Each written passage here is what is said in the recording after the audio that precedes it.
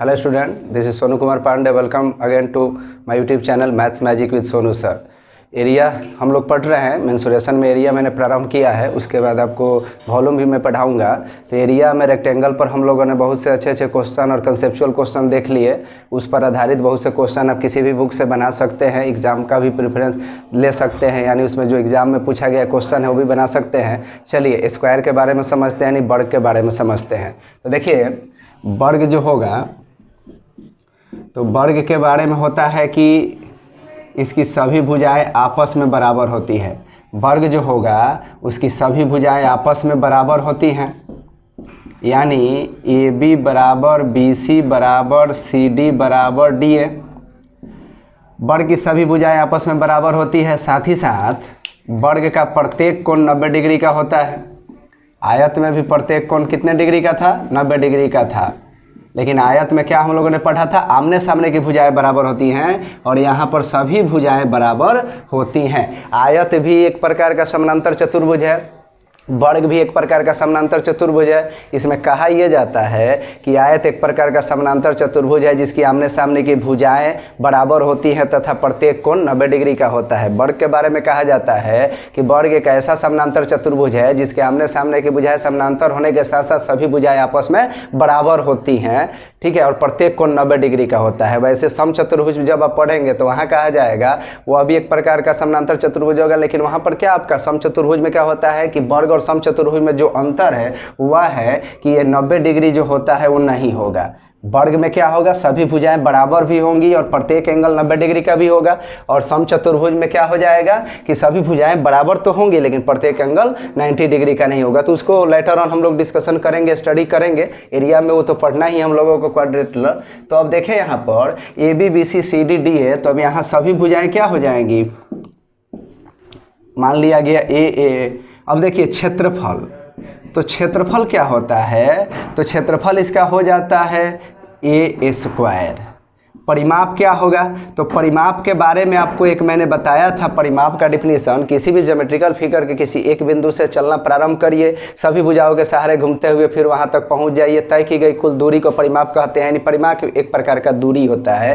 तो यहाँ अगर जांचना हो तो आप देखिए ए से चलिए तो कह देंगे, ए से चलें तो A B plus B C plus C D plus D A. देखिए सब ए है, तो आप यहाँ से समझ रहे हैं, मुझे पता है कि याद है आप लोगों को, लेकिन कहाँ से हुआ क्या हुआ ये समझना था। यानी वर्ग का परिमाप क्या हो गया? 4 × ए। अब आपने आयत में पढ़ा था diagonal root under L square plus B square. यहाँ भी देख सकते थे एल गुने बी, और एल बी सब क्या है? ए है, इसलिए ए स्क्वायर आपका वर्ग का क्षेत्रफल हो जा रहा है। तो यहाँ भी डी बराबर root under L square plus A square. तो देखिए A square plus A square ये हो जाएगा 2a स्क्वायर। ए स्क्वायर यानी 2 पर 1 बाहर निकलता है वर्गमूल से, तो ए बाहर निकल जाएगा, रूट अंदर ही रह जाएगा, यानी हो जाएगा √2 × ए। यानी हम लोग क्या समझे यहाँ पर कि वर्ग का जो विकर्ण होता है डी बराबर √2 × 1 भुजा माना जाता है। अब देख सकते हैं यहाँ पर कि हम लोगों से कह रहा है कि मान लीजिए कि अब इस पर भुजा देगा तो आपसे क्षेत्रफल पूछेगा, परिमाप पूछेगा या विकर्ण पूछेगा, यानी एक तरीके से इसको कंक्लूड किया जाए तो आप देख सकते हैं क्या होगा। जैसे ही इसको आप कंक्लूड करेंगे आपको यहाँ 3 बातें दिमाग में रखनी होगी, यानी एरिया जो हो गया भुजा स्क्वायर हो गया, परिमाप जो हो गया 4 × 1 भुजा हो गया, डायगोनल जो हो गया √2 × ए भुजा हो गया। तो इस तरीके से देख सकते हैं मात्रक, परिमाप, डायगोनल और भुजा का सेम होता है। या तो मीटर मीटर चलेगा, नहीं तो सेंटीमीटर सेंटीमीटर चलेगा, नहीं तो फीट वगैरह में चल रहा है तो फीट में चलेगा। इसका हो जाता है वर्ग मीटर या वर्ग सेंटीमीटर। तो यहाँ देख सकते हैं कि डायरेक्ट भी क्षेत्रफल निकालने का तरीका हो जाता है। अगर डायगोनल दिया हुआ हो और किसी भी एरिया जैसे पूछे, डायगोनल दिया हो एरिया पूछे, तो देखिए एरिया बराबर डायगोनल के रूप में लिखना हो तो यहाँ देख सकते हैं क्या है, भुजा का मान यहाँ से a बराबर डी बाई क्या हो जाएगा √2, और क्या होता है एरिया होता है ए स्क्वायर, यानी a के जगह पर जब d बाई √2 पुट करेंगे तो स्क्वायर करेंगे तो आपका क्या मिल जाएगा? डी स्क्वायर बटा रूट 2 का क्या हो जाएगा 2, यानी एरिया बराबर आप कह सकते हैं 1/2 गुने डायगोनल का स्क्वायर, यानी डायरेक्ट रिलेशन आप याद करके भी क्वेश्चन को सॉल्व कर सकते हैं। तो चलिए अब हम लोग क्वेश्चन वगैरह देखते हैं। देखिए क्वेश्चन अगर देगा, यानी हम लोग यहाँ समझ चुके हैं कि भुजा अगर आपको पता है तो एरिया पूछे, पेरीमीटर पूछे, डायगोनल पूछे, हम लोग बना सकते हैं आराम से। यानी वर्ग की दुनिया किसके आसपास होती है, तो वर्ग की दुनिया एक भुजा के आसपास होती है, यानी भुजा पता है तो सब पता चल जाएगा। यानी क्वेश्चन हम लोग देखते हैं जब भुजा गिवन होगा, यानी एक क्वेश्चन टाइप होगा कि भुजा दिया होगा, बाकी चीज़ पूछेगा, यानी भुजा देगा तो परिमाप, क्षेत्रफल, डायगोनल पूछेगा। एक दूसरा क्वेश्चन होगा कि परिमाप देगा फिर बाकी चीज़ें पूछेगा, यानी परिमाप देगा तो भुजा, डायगोनल और एरिया पूछेगा। इस तरीके से हम लोग फर्स्ट टाइप क्लियर करते हैं। अगर कह दिया कि एक वर्ग की भुजा 20 सेंटीमीटर है तो एक में पूछ दिया कि एरिया बताएं, 2 में पूछा पेरीमीटर बताएं और 3 में पूछा कि डायगोनल बताएं। तो देखिए एरिया ए स्क्वायर यानी 20 का स्क्वायर क्या हो जाएगा 400 सेंटीमीटर है तो वर्ग सेंटीमीटर हो जाएगा। पेरीमीटर 4 गुने 1 भुजा यानी 4 गुने 20 यानी 20 चौका 80 सेंटीमीटर। डायगोनल √2 इंटू 1 भुजा यानी ये हो जाएगा 20 √2 सेंटीमीटर। यानी हम लोग समझ पा रहे हैं कि भुजा वगैरह दिया है तो आराम से हम लोग क्या कर सकते हैं, निकाल सकते हैं एरिया, पेरीमीटर, डायगोनल। चलिए एक वैल्यू यहाँ पर रूट वाला लेके मैं एरिया, पेरीमीटर और डायगोनल निकाल दे रहा हूँ। उसके बाद एरिया देगा, बाकी चीज़ें पूछेगा, पेरीमीटर देगा, बाकी चीज़ें पूछेगा, डायगोनल देगा, बाकी चीज़ पूछेगा। यानी जैसे एरिया गिवन हो या पेरीमीटर गिवन हो या डायगोनल गिवन हो तो फर्स्ट प्रायोरिटी होगा कि at any cost you have to find out the what is the value of side. Side जैसे ही गेट हो जाएगा उसके बाद क्या करेंगे आप, जो पूछेगा उसका फॉर्मूला आप अप्लाई कर देंगे। तो चलिए यहाँ देखते हैं बाबू, कहेगा कि एक वर्ग की भुजा जो है 4√2 सेंटीमीटर है। एक वर्ग की भुजा 4√2 सेंटीमीटर है तो कहेगा एक में एरिया बताएं, तो एरिया बताएं, 2 में पूछेगा पेरीमीटर बताएं और 3 में कहेगा डायगोनल बताएं। तो देखिए एरिया भुजा स्क्वायर यानी 4√2 का होल स्क्वायर यानी 4 चौका 16 और √2 का 2, 16 दूनी क्या हो गया 32 वर्ग सेंटीमीटर। परिमाप 4 गुने 1 भुजा यानी 4 चौका 16 √2 हो जाएगा, ये सेंटीमीटर इसका मात्रक होगा। डायगोनल यहाँ देख सकते हैं 2√2 गुने 1 भुजा यानी यहाँ पर √2 गुने भुजा का मान 4√2 है तो देख सकते हैं √2 से √2 में सेम होने पर वो क्या हो जाता है, वर्गमूल हट जाता है, यानी 2 4 दूनी 8 सेंटीमीटर हो जाएगा। तो इस तरीके से हम लोगों ने देख लिया कि भुजा गिवन है, रूट वगैरह या किसी भी प्रकार का डिजिट है, डेसिमल भी देगा तो put the value get the result according to the formula we have to proceed. चलिए अब एरिया दे के बाकी बातें पूछ सकता है, जैसे कह देगा एक वर्ग का क्षेत्रफल जो है वह 625 वर्ग सेंटीमीटर है तो कहेगा एक में कि भुजा बताएं, या वो आपसे डायरेक्ट कुछ भी पूछेगा लेकिन मैं यहाँ पर आपको कंक्लूड कर रहा हूँ अच्छे ढंग से। भुजा पूछ देगा, आपसे परिमाप पूछ देगा, आपसे पूछ देगा डायगोनल बताएं। तो जब भी आपको एरिया, परिमाप या डायगोनल का वैल्यू देगा ना तो क्या करिएगा, वैल्यू लिख दीजिएगा और जो है वो फार्मूला लिख दीजिएगा। यानी ए स्क्वायर बराबर 625 तो ए बराबर क्या आ गया 25, मात्रक तो वैसे ही चलेगा। अब देखिए परिमाप 4 गुने 1 भुजा तो 25 चौका 100, डायगोनल √2 इंटू 1 भुजा यानी 25 √2। यानी आप क्या करेंगे कि जैसे एरिया का वैल्यू या पेरीमीटर का, डायगोनल का वैल्यू देगा तो तुरंत वहाँ पे एक साइड फार्मूला लिखिएगा, एक साइड वैल्यू को रन करिएगा, वहाँ से आप साइड प्राप्त कर लेंगे और आगे बढ़ जाएंगे। चलिए परिमाप दे के देखते हैं। कह देगा एक वर्ग का जो है परिमाप गिवन है, एक वर्ग का परिमाप 60 सेंटीमीटर है तो कहेगा कि आप बता दीजिए भुजा क्या है, कह देगा कि बता दीजिए एरिया क्या होगा और आपसे कहेगा कि बताइए डायगोनल क्या होगा। तो देखिए यहाँ क्या करेंगे, परिमाप दिया है ना तो परिमाप का फार्मूला क्या होता है 4 गुने 1 भुजा बराबर 60 है यानी ए बराबर क्या हो गया 15 हो गया। सेंटीमीटर तो सेंटीमीटर यानी ए बराबर बाबू 15 सेंटीमीटर हो गया। क्षेत्रफल पूछा है तो भुजा स्क्वायर तो 15 का स्क्वायर क्या हो जाएगा 225 वर्ग सेंटीमीटर इसका मात्रक हो जाएगा। डी √2 इंटू 1 भुजा √2 इंटू 15 करेंगे तो क्या हो जाएगा 15 √2 सेंटीमीटर। तो हम लोग देख पा रहे हैं, इसको अच्छे ढंग से समझ पा रहे हैं। चलिए नेक्स्ट देखते हैं हम लोग, डायगोनल दे के बाकी बातें पूछेगा।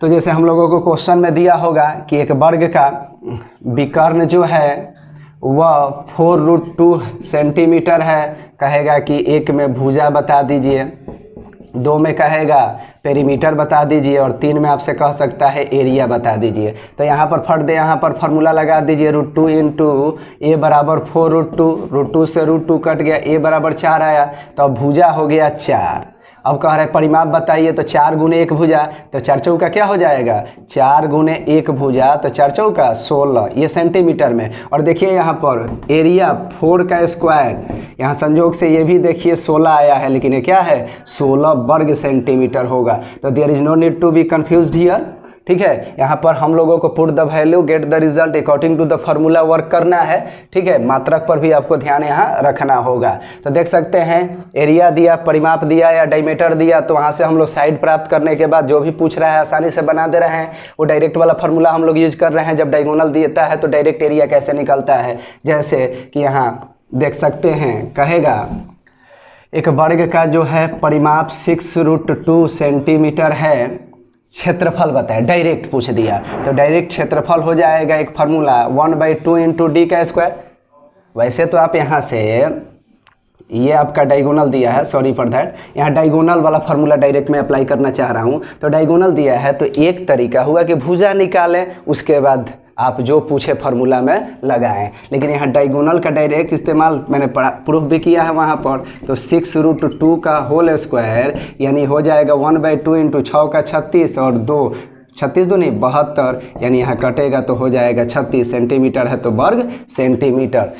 तो इस तरीके से हम लोग देख पा रहे हैं कि एरिया वॉल्यूम वगैरह यहाँ पर एरिया पूछ रहा है या डायगोनल पूछ रहा है तो हम लोग बनाने में सक्षम है। अब एक इम्पॉर्टेंट टाइप की तरफ मैं बढ़ रहा हूँ। वह इम्पॉर्टेंट टाइप क्या है बाबू, अनुपात वाला क्वेश्चन वर्ग पर देता है। यानी कहेगा 2 वर्ग के भुजाओं का अनुपात 2:3 है, तो क्षेत्रफल का अनुपात बताएं, विकर्णों का अनुपात बताएं, परिमापों का अनुपात बताएं। या वो आपका किसी में जैसे क्षेत्रफल का ही दे देगा कि 2 वर्गों के क्षेत्रफलों का अनुपात 64:81 है, तो भुजा का अनुपात बताएं या परिमाप का अनुपात बताएं या डायगोनल का अनुपात बताएं।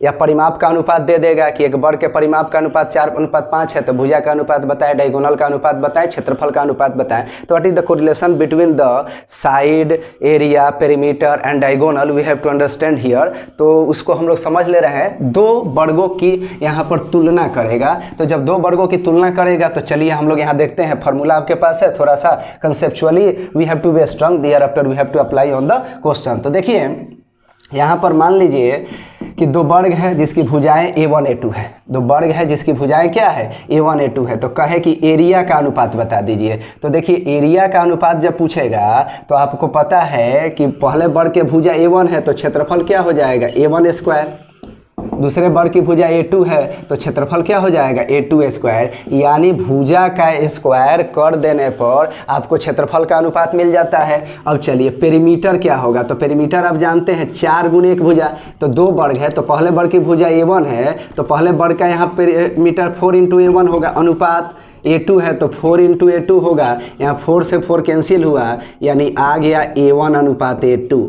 यहाँ से हम लोगों ने क्या समझा कि जो भुजा का अनुपात होगा यानी भुजा का जो अनुपात होगा स्क्वायर करने पर क्षेत्रफल का मिल रहा है, लेकिन परिमाप का अनुपात वहीं जा रहा है। चलिए डायगोनल का देखते हैं। तो पहला भुजा a1 है तो √2 इंटू a1 अनुपात √2 इंटू दूसरे वर्ग का भुजा a2 है तो √2 इंटू a2, यानी डायगोनल आपका क्या आ गया a1 अनुपात a2। यानी हम लोग यहाँ क्या समझ पाए हैं कि परिमाप डायगोनल तथा भुजा का अनुपात सदैव समान होता है। यानी कहीं पूछ देगा कि 2 वर्गों के भुजाओं का अनुपात 2:3 है, तब कहिएगा परिमाप का भी अनुपात वही होगा और डायगोनल का अनुपात वही होगा। क्षेत्रफल का पूछेगा तो स्क्वायर कर देंगे। अब सवाल उत्पन्न होता है कि अगर क्षेत्रफल का दिया है और भुजा का पूछा है तो वर्गमूल कर देंगे। चलिए इस पर क्वेश्चन देखते हैं।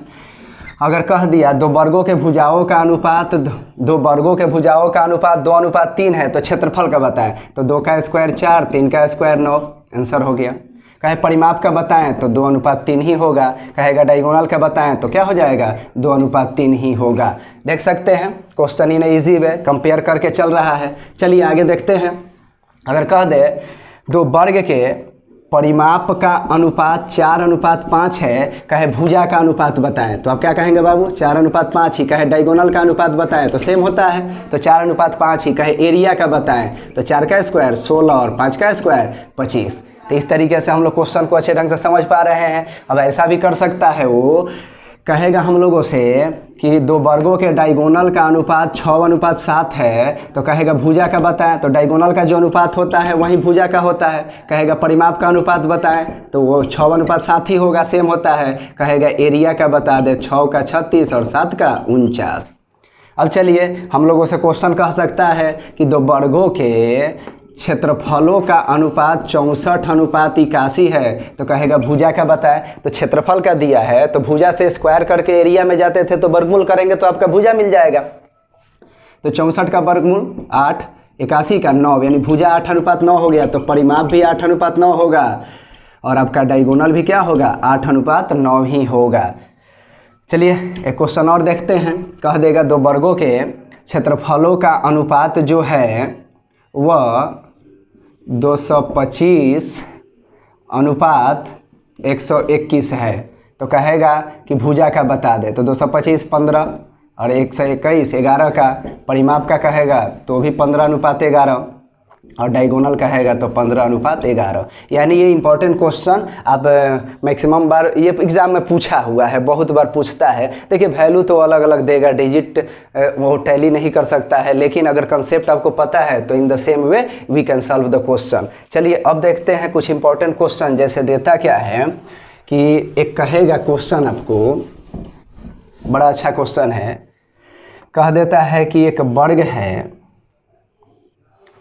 कहेगा वर्ग के एक वर्ग जिसकी भुजा a है, ठीक है, कहेगा इसके विकर्ण पर बने हुए वर्ग का क्षेत्रफल बताएं। इसके विकर्ण पर बने हुए वर्ग का क्षेत्रफल बताएं। तो ध्यान से देखिए, इसका विकर्ण जो होगा वो क्या होगा, √2 × a हो जाएगा। भुजा a है तो विकर्ण √2 × 1 भुजा। कह रहे हैं वर्ग के विकर्ण पर बने वर्ग का क्षेत्रफल बताएं, यानी इसके विकर्ण पर जो वर्ग बनेगा, यानी विकर्ण अब भुजा का रोल करेगा। यानी नया प्रकार का जो वर्ग है वह विकर्ण पर बना है, यानी विकर्ण अब यहाँ भुजा का रोल करेगा। तो सब √2a होगा। अभी नयका प्रकार का वर्ग, पुरानका जौन वर्ग है, दोनों के एरिया का अनुपात पूछा है। तो पुरानका जौन वर्ग है, जो ओरिजिनल वर्ग है, उसका भुजा a है तो a² हो गया, और जौन विकर्ण पर वर्ग बना है ओकर भुजा √2a है, यानी ओकर भुजा √2a है, तो क्षेत्रफल क्या हो जाएगा, √2a का होल स्क्वायर। तो देख सकते हैं a² अनुपात √2a², तो 2a² हो जाएगा। √2 का 2 हो जाता है स्क्वायर करने पर, a का a² कट गया तो आएगा 1:2। यानी बहुत बार एग्जाम में पूछता है, यानी इस क्वेश्चन को आप अच्छे ढंग से अब समझ गए होंगे। अब देखिए ये क्या करेगा क्वेश्चन, हम लोगों को कुछ अलग टाइप का क्वेश्चन देखते हैं। जैसे कहेगा हम लोगों से कि दो वर्गों के परिमाप क्रमशः, जैसे P1 32 दे दिया, P2 आपका कह देगा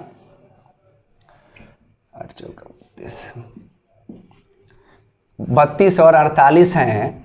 कहेगा कि इसमें आप बताइए, परिमाप दे दिया है, कह देगा दोनों को मिलाकर अगर वर्ग बनाया जा रहा है तो उनका हिसाब किताब आपको करना है। तो देखिए यहाँ से साइड मिल जाएगा कि नहीं, ये 4 × a = 32 है, तो a1 बराबर क्या हो गया 8, 8 चौका 32, ये क्या हो जाएगा 12 चौका 48, a2 बराबर क्या हो जाएगा, आप यहाँ देख सकते हैं 12 चौका 48। अब बताइए दोनों को मिलाकर कहे कि एक तीसरे वर्ग के क्षेत्रफल के बराबर है, यानी कहेंगे आप a1 का स्क्वायर प्लस a2 का स्क्वायर, मतलब इसको दूसरे रूप में कहते कि a बराबर a1 प्लस a2। यानी ये हम लोगों से क्वेश्चन देगा कि दो वर्गों का परिमाप जो है 32 और 48 क्रमशः है, दोनों वर्गों के क्षेत्रफलों के योग के बराबर एक तीसरा वर्ग का क्षेत्रफल है, तो तीसरे वर्ग की भुजा बताएं। ठीक है, तो हमने यहाँ से दोनों वर्ग का भुजा निकाल लिया। दोनों वर्ग का भुजा निकाल लिया तो दोनों का क्षेत्रफल भी मिल जाएगा, और दोनों के क्षेत्रफल का योगफल किसके बराबर है, एक तीसरा प्रकार का वर्ग के बराबर है। यानी यहाँ देख सकते हैं कि 8 का क्या होगा 64, अब 12 का क्या होगा 144। तो 8 का 64 है और 12 का 144 है, जोड़ देंगे तो ये आपका कितना हो जाएगा 208 हो जाएगा। यानी क्या है, ये 208 एरिया है। यानी एरिया जो है तीसरा जो वर्ग दोनों वर्ग को मिलाकर बना है उसका 208 है, यानी कहेंगे a² बराबर 208। यानी a बराबर 208 का वर्गमूल। तो 208 का वर्गमूल आपको निकालना है, तो यहाँ क्या करेंगे, फैक्टराइज करके हम लोग निकाल लेंगे। यानी इसको तोड़ेंगे तो 13 चौका 52 और 52 चौका 208, 2 को 4 पर एक बाहर 4 आ गया और √13 अंदर रह गया, यानी ये आंसर हो जाएगा। भुजा पूछा है तो 4√13, अगर मान लीजिए परिमाप भी पूछता है तो परिमाप वाला फार्मूला आप लगा सकते हैं। आगे के वीडियोज़ के लिए आप लाइक करें, शेयर करें, सब्सक्राइब करें। नेक्स्ट वीडियोज़ में जल्द ही आप लोगों को लेकर आऊँगा। Thanks for watching.